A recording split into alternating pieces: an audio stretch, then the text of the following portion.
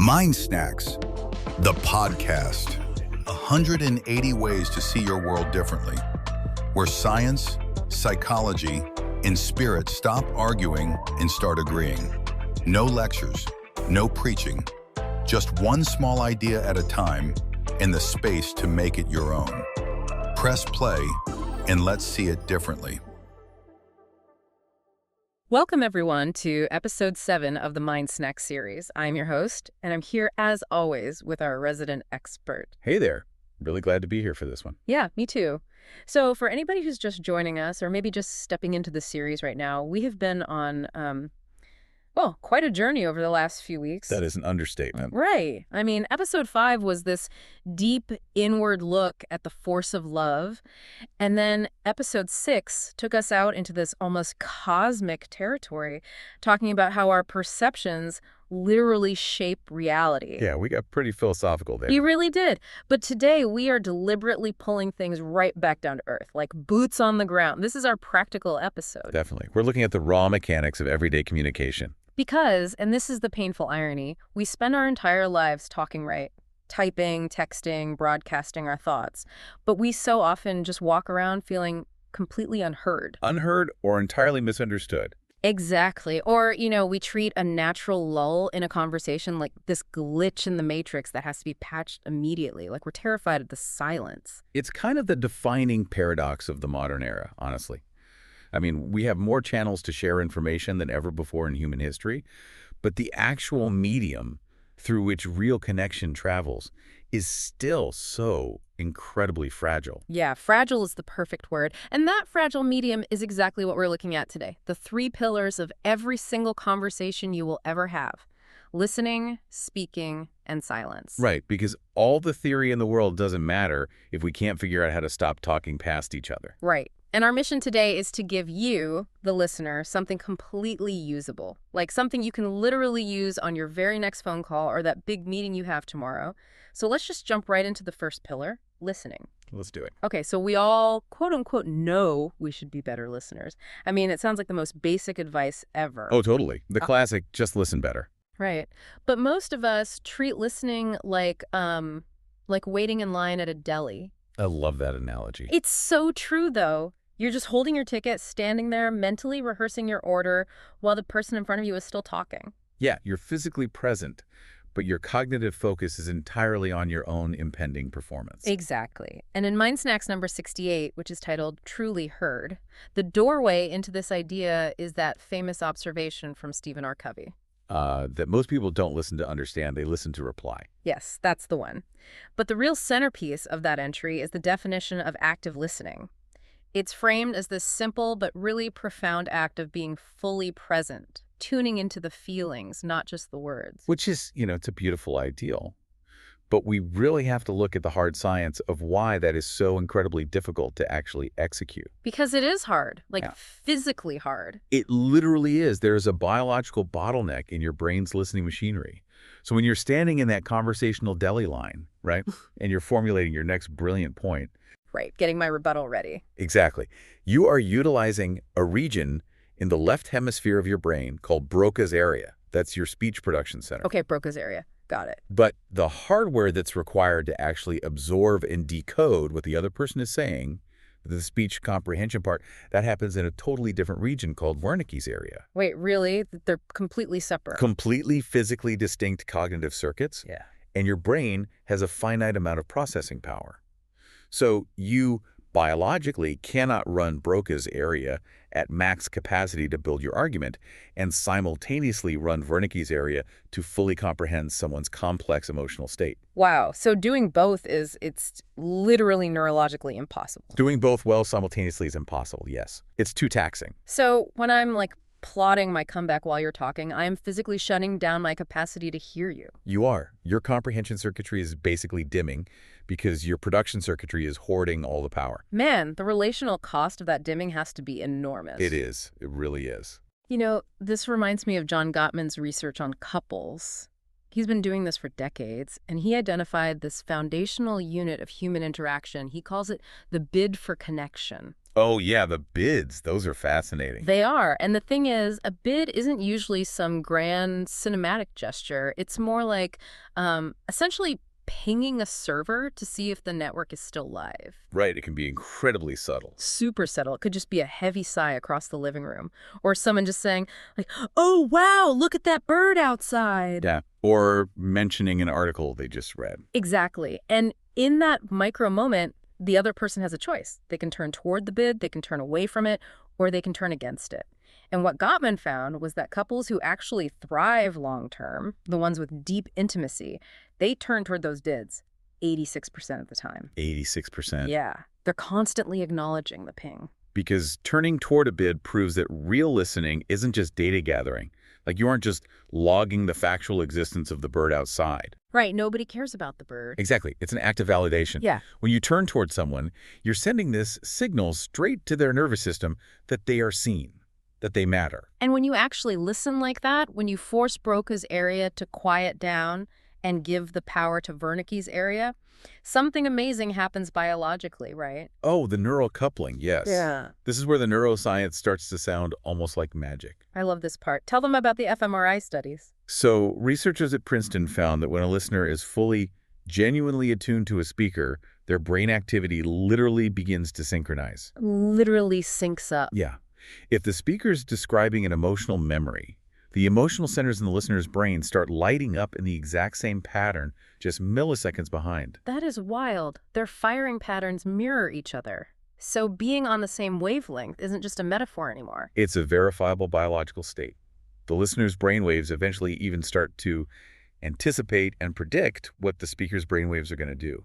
Which perfectly brings us back to the core insight from MindSnacks number 68. Feeling understood is where every strong bond begins. Because you're literally syncing up. Yeah. But, of course, once you've absorbed all of that, once you've received the communication, the cycle demands a response. Right. You transition from receiving to offering. You have to speak. And this is the second pillar, speaking. But I'm going to push back here a little bit on behalf of you listening, because when we hear terms like compassionate communication or, mindful speaking, doesn't that just mean going soft? That is the most common objection, absolutely. Right. Like, if I'm supposed to be super conscious of my tone and my words, aren't I just kind of rolling over, suppressing my actual honesty just to keep the peace? It's a very common defense mechanism. We assume compassion means passivity. But MindSnacks number 58, which is called the language of care, completely dismantles this idea. How so? Well, it centers around this Sanskrit principle called ahimsa. Which means nonviolence, right? Exactly. Nonviolence in thought, word, and action. But the book explicitly points out that practicing ahimsa is not softness. It takes profound strength to speak honestly while staying grounded in empathy. Yeah, it takes significantly more internal fortitude to stay open-hearted during a bitter disagreement than it does to just let your ego dominate the room and score points. Dominating the room is the easy route. It's reflexive. Ahimsa requires the discipline to choose words that invite understanding rather than words that just build distance. It's realizing that truth doesn't need to be weaponized to be effective. Man, that connects so deeply to the Jewish ethical teaching of Lashon Hara. Oh, the evil tongue. Yeah, the evil tongue. It's this radical spiritual idea that even if your words are technically true, like 100% factually accurate, if they are spoken with the intent to wound or embarrass someone, they are harmful. Accuracy is not a license to damage another human being. That is such a crucial distinction, separating the data from the intent behind the data. And we actually see this operationalized in the real world through Marshall B. Rosenberg's work. Yes, his quote is the doorway into this section, right? Yeah, he says, "What I want in my life is compassion, a flow between myself and others based on a mutual giving from the heart." His framework, nonviolent communication, which he developed in the 60s, it really functions as a direct modern descendant of ahimsa. But, okay, mechanically speaking, how does nonviolent communication actually strip away the ego? Because, we've all been in arguments where someone tries to use those corporate HR, I feel statements, and it still ends up in a screaming match. Oh, sure. And the reason that happens is because people mix up observation with evaluation. Okay, unpack that. So the core mechanism of nonviolent communication is stripping away your moralistic judgments. Yeah. So instead of saying, "You never listen to me, you're so selfish," Which is an attack. right, it's an evaluation that instantly triggers the other person's biological defenses. But instead of that, you state a pure objective observation. When I was talking, you looked at your phone. Just the facts. Just the facts. Then you state your feeling. I felt dismissed. Then the underlying need. I need to know I have your attention. And finally, you make a clear, actionable request. So it basically removes the entire attack surface. Exactly. It diffuses the ego because there's nothing to fight against. You're simply reporting on your internal state. And removing that attack surface is so critical because of those hidden layers we're usually fighting on. The Harvard Negotiation Project has that brilliant research on difficult conversations. Yes, where they show we're usually fighting on 3 different layers at once without realizing it. Right. You've got the factual layer, the feeling layer, and the identity layer. And we spent hours debating that factual layer, like arguing about exactly what time someone promised to do the dishes. When really, we are terrified on the identity layer. We're fighting about what those forgotten dishes mean about who we are. Like, does this mean I'm not respected? Am I not worthy of care? We just use the facts as a proxy for our existential fears. And as long as your ego is fighting a proxy war to protect its identity, you cannot achieve that neural coupling we talked about. You can't connect. Which really lands the central insight from this section of the book. A bridge of compassion only forms when presence guides the exchange and the ego finally steps aside. You have to speak to connect, not to protect. Yeah, but stepping out of your ego, dropping that armor, that requires an environment where you actually feel secure enough to do it. The listening and the speaking don't just happen in a vacuum. No, they happen within a space that holds them together. Which brings us to the third pillar, silence.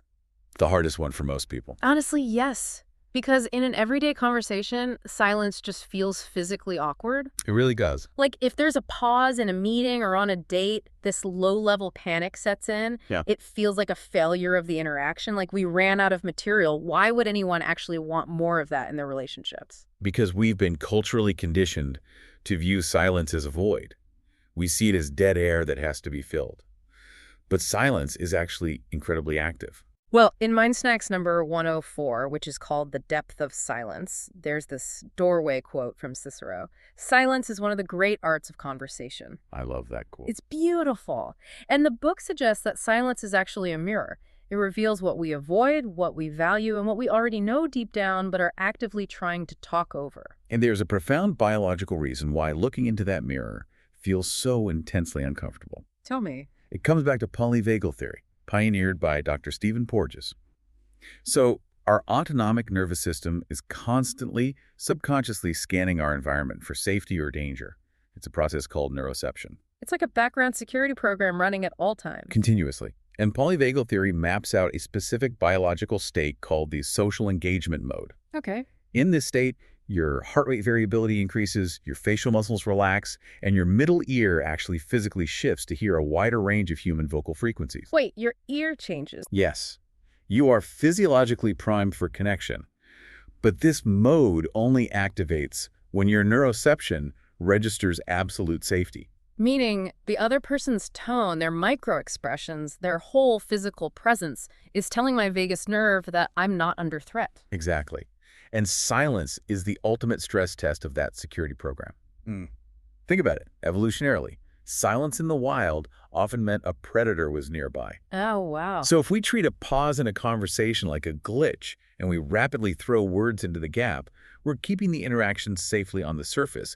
We're using continuous speech as covering fire. Because if I keep talking, I don't have to feel the discomfort of the moment. Exactly. We never give the nervous system the processing time it needs to let deeper vulnerabilities surface.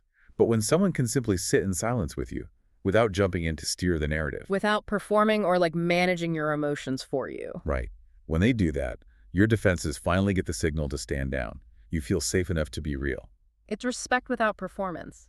You know, this really makes me think of the Quaker tradition. Yes, the meetings. The other meetings, the community sits together in near total silence. And the foundational discipline is that you only break the silence if you can honestly answer a single question. Can I improve upon the silence? That is an incredibly high bar for speaking. Right. Imagine the average workplace meeting running on that principle. We would get hours of our lives back. So many hours. But on a relational level, it changes the entire dynamic. If you don't feel the pressure to improve upon the silence, you are allowed to just exist within it. And that leads to the ultimate point the book makes here. One of the highest forms of connection is when silence no longer feels uncomfortable with the people close to us. When you can sit together without needing to fill the air and still feel completely safe and understood, that's when you know the bond is real. If we pull back and look at the convergence of everything we've explored today, the overlap across human history is staggering. It really is. We have the Buddha mapping out the tests of right speech millennia ago. We have the Jewish ethical tradition of Lashon Hara warning us that truth can be weaponized. We have the Sanskrit principle of ahimsa, the quiet power of a Quaker meeting, and Sufi poets like Rumi telling us to listen with the ears of the heart. And then, thousands of years later, modern science rolls in with fMRI machines and polyvagal theory. Right. To show us the neural coupling and the vagus nerve mechanics that prove these ancient traditions were pointing to literal biological realities. All of these disciplines, across centuries, walked into the same room and stood on the exact same bridge. Yeah. They realized that communication is not just the data we transmit. Yeah. It's the presence we offer, the safety we construct, and the pauses that hold them together. Absolutely. So for you listening, what is the usable takeaway for your next conversation? These three pillars, listening, speaking, and silence, they all share a single foundational root. Present, just being there. Just being there. Building a stronger bridge isn't about finding more articulate words. Listen to understand so your brain can actually sync with theirs. Speak to connect, without letting your ego fight a proxy war on the identity layer. And do not rush to fill the pause. Getting the ego out of the way is the hardest, most vital work we do. It's the only way to actually be in the room with another human being. So true. We invite you to spend some time revisiting these ideas in the book. Go check out MindSnacks number 68 on being truly heard, number 58 on the language of care, and number 104 on the depth of silence. There are 177 more seeds waiting in those pages. And as we bring today's conversation to a close, we want to leave you with a single thought to carry with you into the rest of your week. Sit with us for a moment. Think of one important relationship in your life. When you're with that person, how do you usually arrive at a conversation already preparing what you'll say, or genuinely curious about what you'll hear? What if, in your next conversation with them, you let one silence be a little longer than usual? What might you actually hear in that pause that you've been missing? MindSnacks, the podcast. If something's shifted the way you see things today, follow along. There's a new idea waiting in every episode. We'll see you in the next one.